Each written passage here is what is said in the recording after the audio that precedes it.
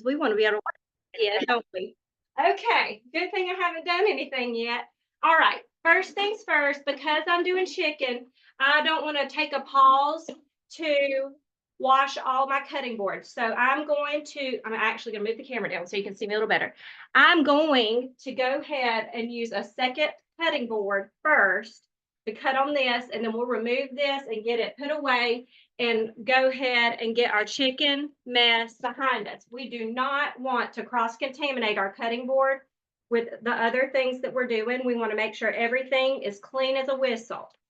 So we're going to go in. This is just a couple of boneless, skinless chicken breasts. If you have a really, really big one, you don't have to do two, but these are organic, so they're a little bit smaller. What you're going to go with is about 3 cups of chicken that's diced into 1-inch cubes. You want to keep these about the same shape and size as your vegetables are going to be, because you want them to be eaten at the same time, fit in your mouth well, and cook at relatively the same time as well.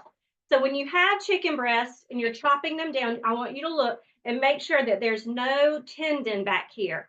Sometimes you will find something that is like a little bit white and it's slender, like about the thickness of an eraser, and it's very, very tough. I don't have that on either one of my breasts today, but if you do have a tendon on your breast or any of your chicken, you will always want to take that out and make sure we don't eat that. So if you'll notice, your breast already has a section that looks like a chicken tender in it. We're going to take that tender off, and that's going to give us our first slice.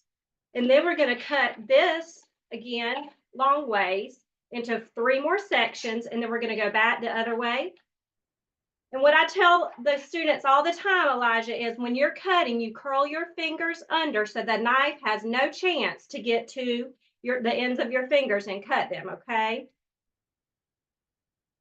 Accidents happen. I'm telling y'all the truth. I had one yesterday, and my little girl almost cried over my boo-boo. I was washing dishes and did not pay attention really closely to my big sharp knife, and it just popped me on my finger just ever so slightly, and it just broke her heart that I cut myself but my knives are very sharp, and what I teach, it's the truth.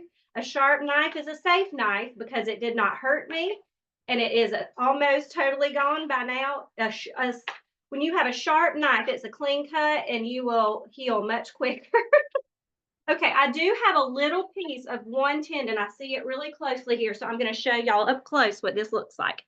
This is the very end of a tendon. They trimmed almost all of it off, but this is where the tendon meets the tender meets the breast, the main part of the breast, and you just want to get that off. That little tiny piece of it is going to be a little easier to get around, but if the rest of the tendon had been there, you would not have been able to chew that up. So that's why I wanted to teach you about that. Okay, we're going to get the rest of this banged out. When you have big, big chicken breasts that come about the size of half of a football, one of those would have been plenty. All right, so basically all of my chicken is cubed up in a very similar shape and size. I'm going to bang my hand washing out real quick, get my knife washed at the same time, but I want you to see how much chicken I have. This is about the chicken. This is 3 cups worth of chicken in 1-inch cubes, all cubed up like that. I don't know how many different stores offer it, but I did recently find in Aldi that they have options where you can buy in the regular meat department pre-cubed raw chicken breast in exactly those shapes. So that is another shortcut tip, that if you find those pre-cubed chicken breasts, that is a time saver. And in that case, that day, those were on sale, and they were the organic chicken, and I got a good deal on those. So I'm going to get some high heat underneath my pan here, because like I said, when you're doing Asian, we're going to go high and hot and fast once we really start. So we're going to go in with high heat and get that coming up. Now I've got my water right here about to boil. So I'm going to get my pasta. And girls, y'all could probably remember to tell him, whoever wants to do it first can, How do we make sure that our pasta always has flavor? What do we put in here?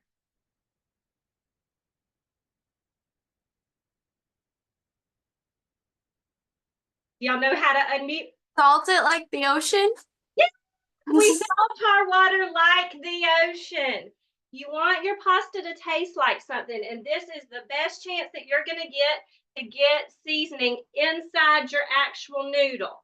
So we are going to salt this until it tastes like the ocean. It may look like I'm using a lot, but once you get used to it, you will realize that it is necessary because pasta, like rice, like potatoes, it doesn't taste like anything unless you make it taste like something. There's not an underlying flavor to pasta. All right, so I'm going to put 2 big tablespoons in there, maybe 3. And if you're measuring, I want to show you this in your hand. I will teach this all the time. This tiny cup in the bottom of your hand, if you don't want to ever get out a measuring spoon, that is a tablespoon. That way you don't have to get out a spoon and wash it every time you are measuring a seasoning. All right, we're going to go in with our whole pound of pasta. And this pasta says to cook it about 10 to 12 minutes. So we're going to go just a tad bit shy on that. We're going to check our pasta at about the 9 to 10 minute mark, see where it is. And al dente is actually an Italian word. It means to the tooth. You want your pasta to be under tender to your tooth. That's what that means. So what we want is there to be tender outside, but when you get to the very center of the noodle, you're going to have a tiny bit of bite to it. That's the difference. So we're going to get our pasta in here. I'm going to use my tongs to get my friends all down into the water. Come on, friends. Now, I will say this. If you are in a hurry, you could put your lid back on your pasta. You could do that. It would come back to boil quicker. But the risk that you're taking when you do that is there is now starch in this water. And if you put a lid on anything that has starch in the pot, we're talking potatoes do this, pasta dishes do this. You can do it. It does it with grits. If you lid it and the boiling is still going high, you will get an overflow. And it is a messy overflow to clean up. So I recommend one of 2 things. Your mama's preference will probably be this first one. Don't cover the pot. Be patient.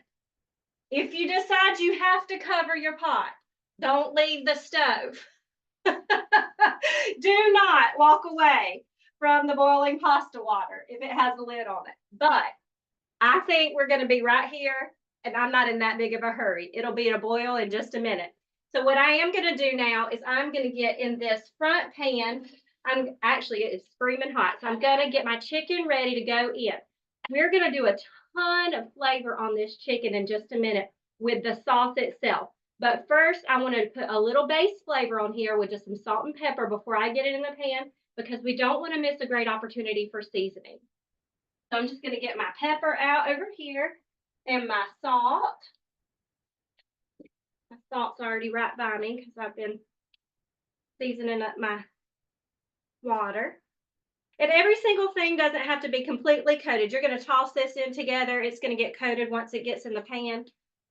When I do my pepper grinds, I do 10 to 20 on this. It's about a teaspoon of black pepper.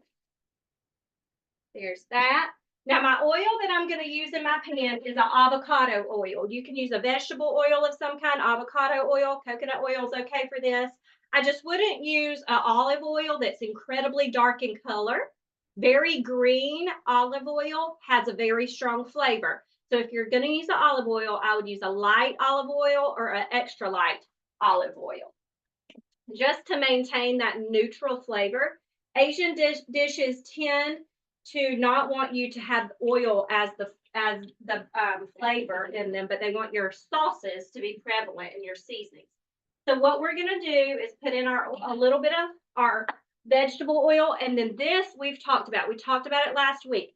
This flavor bomb in Asian cooking is sesame oil, but you have to be careful with it we're going to add this oil to our pan with our other oil. And this is a flavoring oil. This is not a cooking oil. So we're going to go in with about 6 or 7 drops. There is a lid on most sesame oils like this, where it can only come out a little at a time. That is for a reason. If you accidentally spill vegetable or sesame oil into your dish, you're going to taste like you're eating sesame oil and not something with sesame oil as an ingredient. So we're going to go in with our chicken.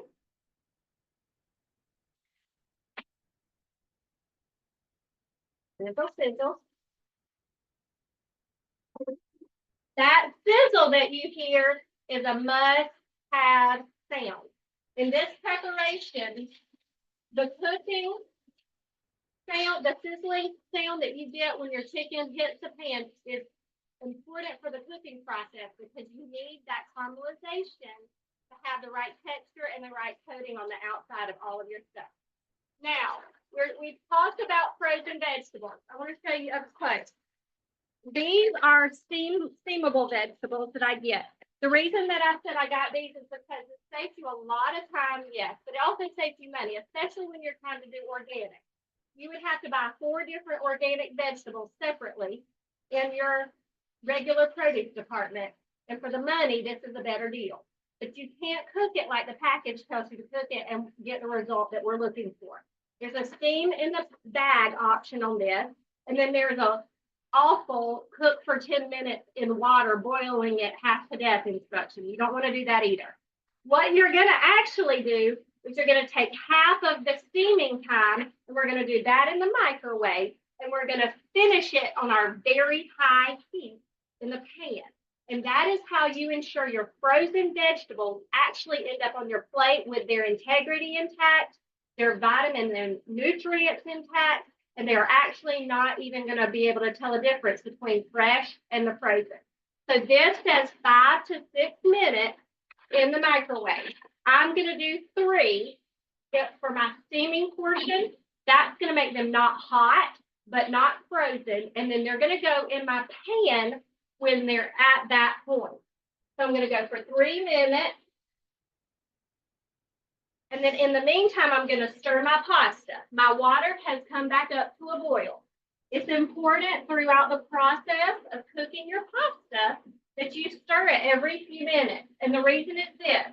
Have you ever had spaghetti? And when you got the spaghetti out to put it on your plate, you almost had like a tube of 20 pasta noodles that had stuck together at the bottom of your pan? That is because we didn't stir our pasta enough in the cooking process. So every 2 or 3 minutes, you just want to come over here, make sure the noodles are all separated, and you're going to go ahead and let that cook another few minutes. You've probably seen methods before where people put oil in their water.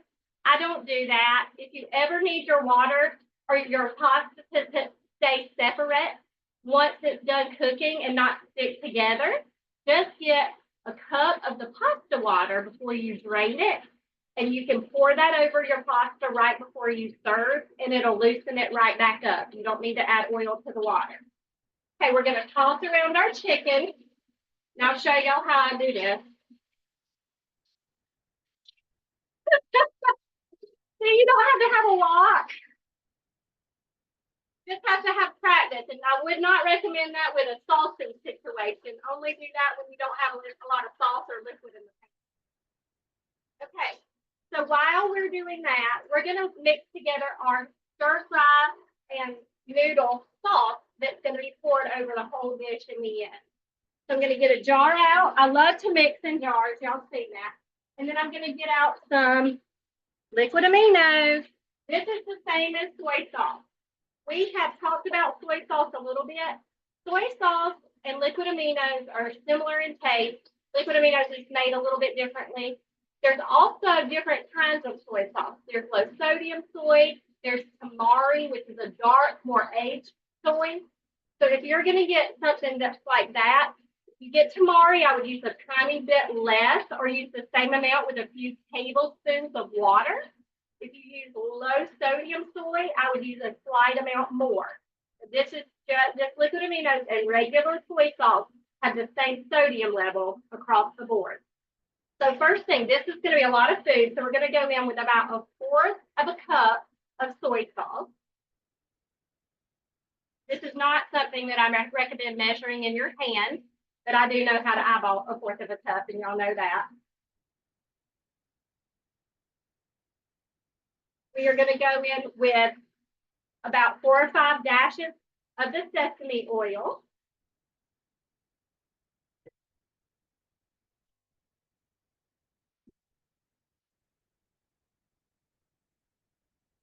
This is going to be slightly spicy.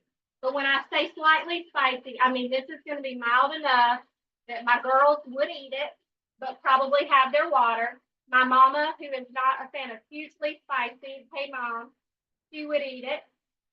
This is about a teaspoon of sriracha going in here. I would serve the sriracha at the table for people who want to up the spice level. My husband puts 3 times that in addition to everything else I put in his food when we do anything Asian. The next thing I'm going to put in is teriyaki sauce.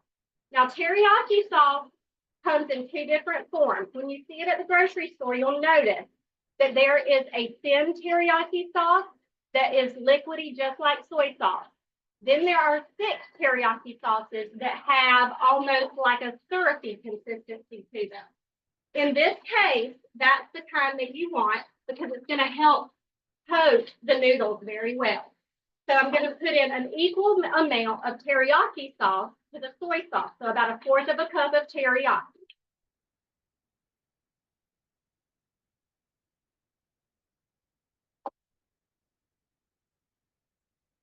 Turn my heat back just a little bit on my chicken because those guys are looking pretty good.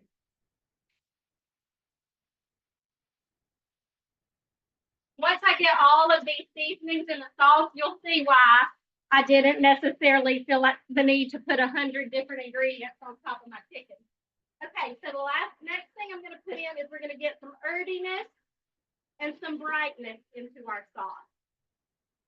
So we're going to go in with some green onions, some lime juice, some ginger, and some cilantro.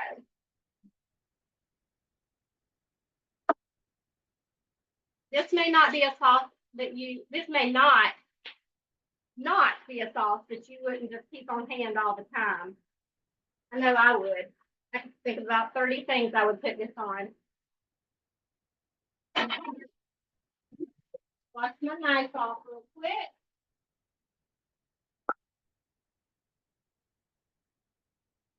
Okay, so we're going to go ahead and get our green onion banged out. The way that I love to cut my green onion is when I half it, I move the first half back to where the bottom end was. Take my end off. We don't want that root end. Little known fact, if you actually take the root end off of your green onion and plant it, you will grow another green onion straight from where you got the one at the grocery store. So if you want to do that, it could even start in the windowsill in the wintertime. You don't have to wait till spring or summer. So I cut my green onion in half, lined it up with the first half. So when I go through, I'm cutting 2 for a twofer. I'm getting 2 cuts every time I do one pass. So my green onions are going in my sauce. Okay, girls, we used this last week. Do you remember what this is? What is this? Ginger. Ginger. This is a real deal ginger root. We are going to peel this real deal ginger root with a spoon. The reason we peel this with a spoon, it's easy. The spoon gets it right off. No worry about cutting your finger. The other reason is when you use a knife, we can tend to really take too much. It can get deep into the flesh and not necessarily leave as much behind as we've paid for. We don't like to throw ingredients in the garbage can. We want to use them if we've paid for them. So I'm going to peel what I need with my spoon, and it comes off super easily. And I'm taking about a centimeter piece. And what I'm gonna do is I'm gonna bang it with the side of my knife laid like this. I'm gonna take the palm of my hand and just give it a smack. And what that does is that shortens the chopping process by a lot. Because that pretty much just took care of business. I'm going to pass through this 1 or 2 good times. And you really want to break down ginger pretty well like you do garlic, because nobody wants to bite into a big piece of ginger. It'll make your nose burn. In a good way, but you don't want too much. So in goes a little ginger. Now my herbiness that we didn't use last week is cilantro. And we typically do use cilantro mostly in Latino cooking. But in South Asia, there is a lot of cilantro and different kinds of ingredients that cross over with Latin cooking.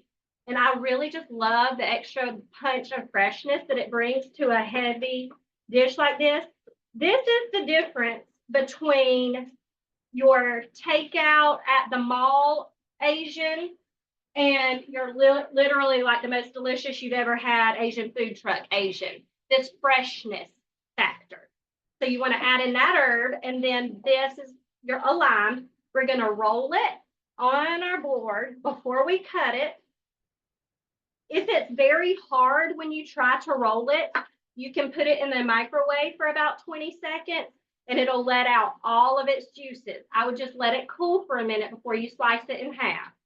I'm going to do the juice of half of this lime, and then we're going to whisk this guy up. If you wanted to, you could put a lid on this bad boy and just shake it. That would also work. Now, this is a good time to test this for heat level. If you want to taste it and see if you want a little more lime juice or sriracha, this is a good time to do it before it touches any food and you're trying to get it all right, mixed together. Get your seasoning right in here. Okay, now is time to look at our pasta. We're going to drain it, but first we're going to check it.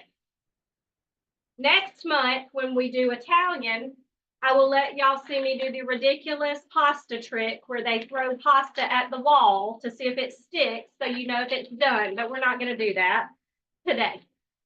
And that'll just be a fun factor. We don't actually have to do that. It's just what the Italians used to do back in the good old days. So we pull out our pasta. And what you're looking for, I'm going to bite this. And when I get to the center of this noodle, if it gives me some give in the middle, I'm ready to drain it. It's perfect.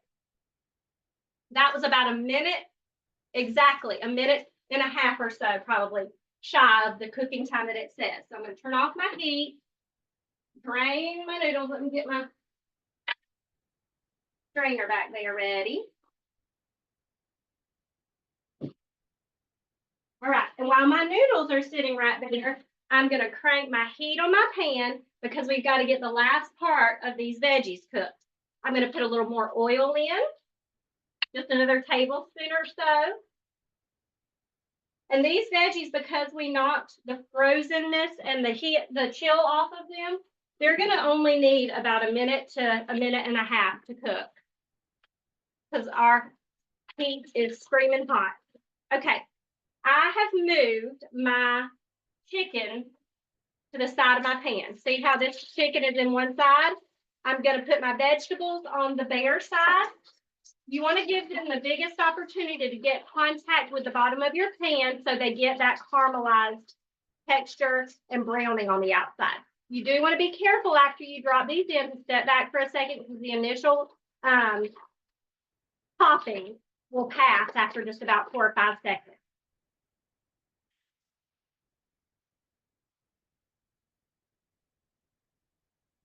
Okay.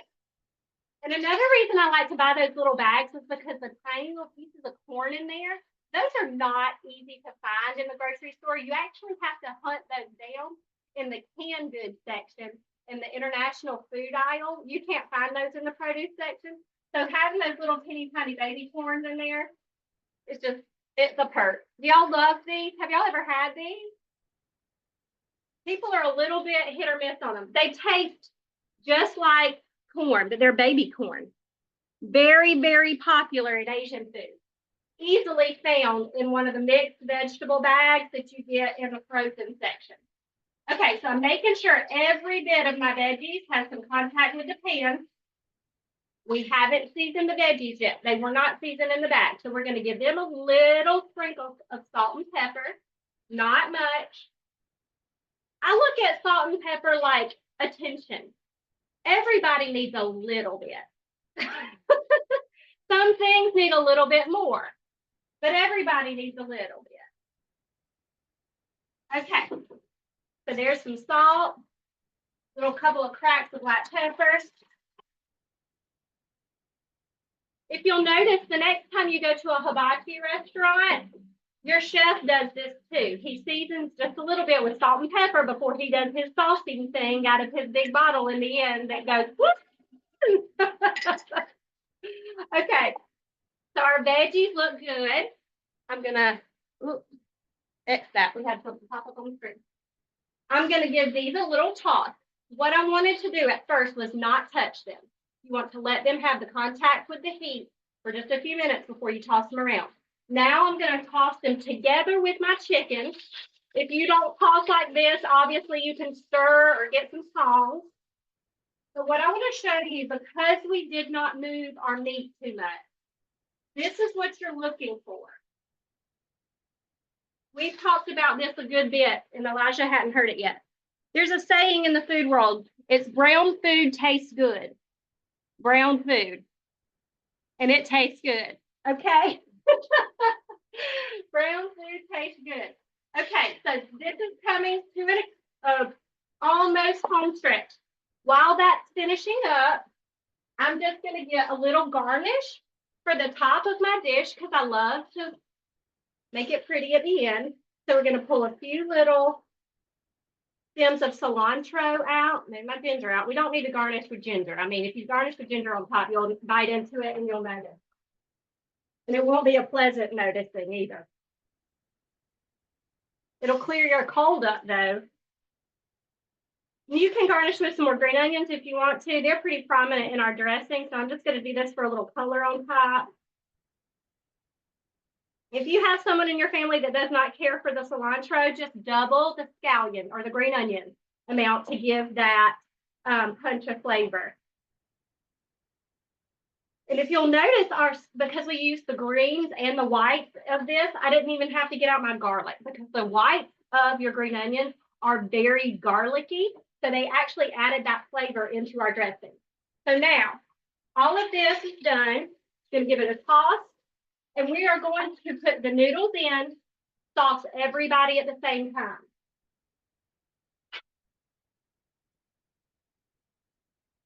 Noodles on top.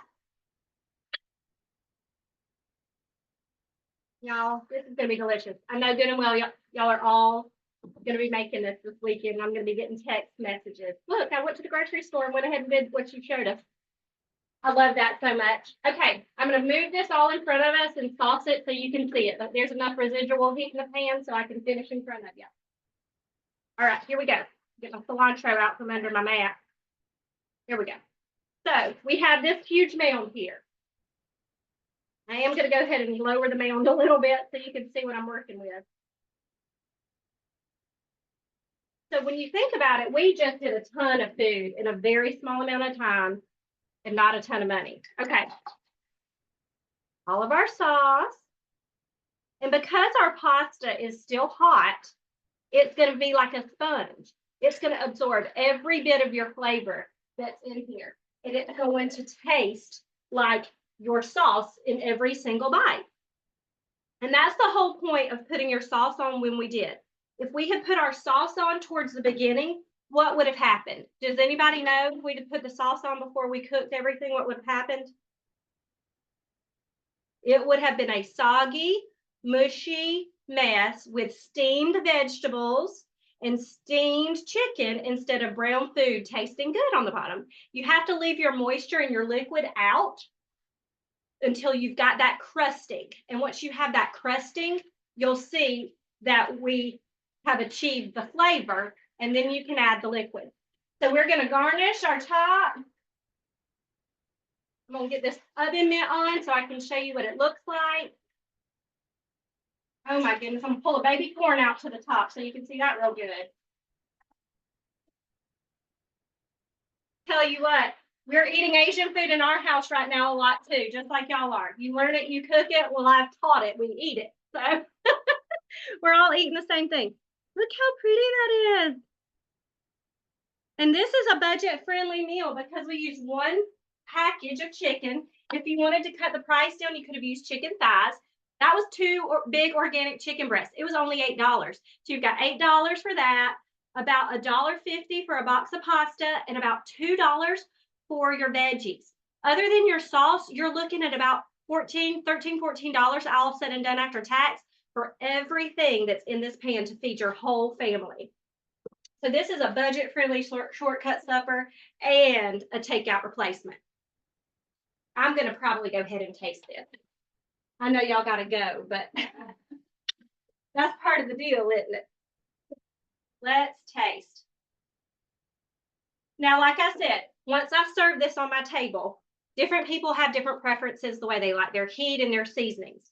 I like to put out some more scallions at the table and sriracha and even a little bit more soy sauce for those who want to add.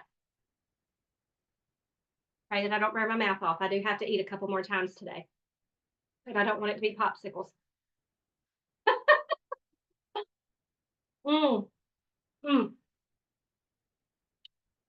Another thing I want to show you is how tender this chicken is. Another reason that we brown on the outside is it locks in the moisture. A lot of times boneless, skinless breasts can get very dry, and you don't want to run the risk of just your chicken turning into like an eraser texture. So locking that seasoning in with some high heat, that's how you get your moisture to stay inside your chicken. Does anybody have any questions? Yeah, how much cilantro did you put in the sauce itself?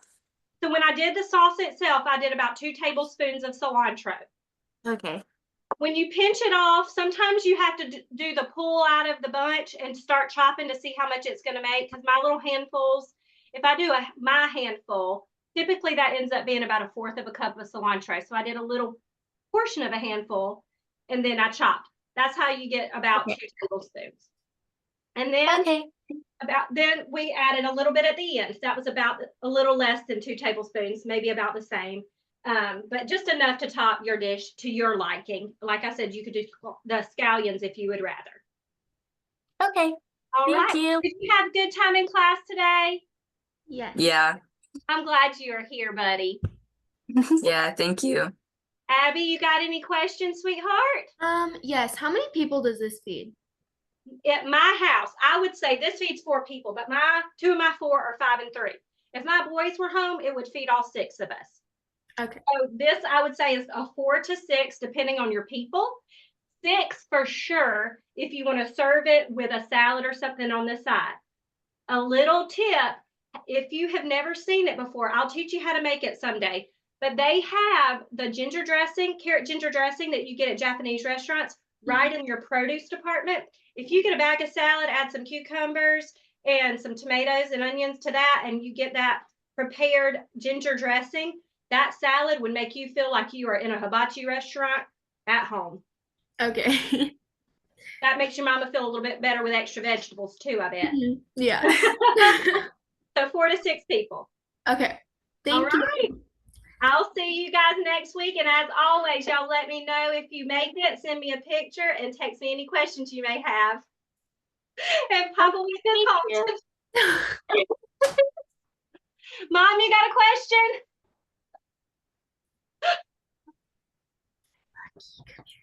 I don't think she can even figure out how to get her microphone turned on. She'll text me. Okay. All right. Bye, y'all. Bye. Hey, I got Bye, Mom. Bye. Bye. Looks delicious. Glad. Love y'all. Love you. Bye, Mom. Bye bye.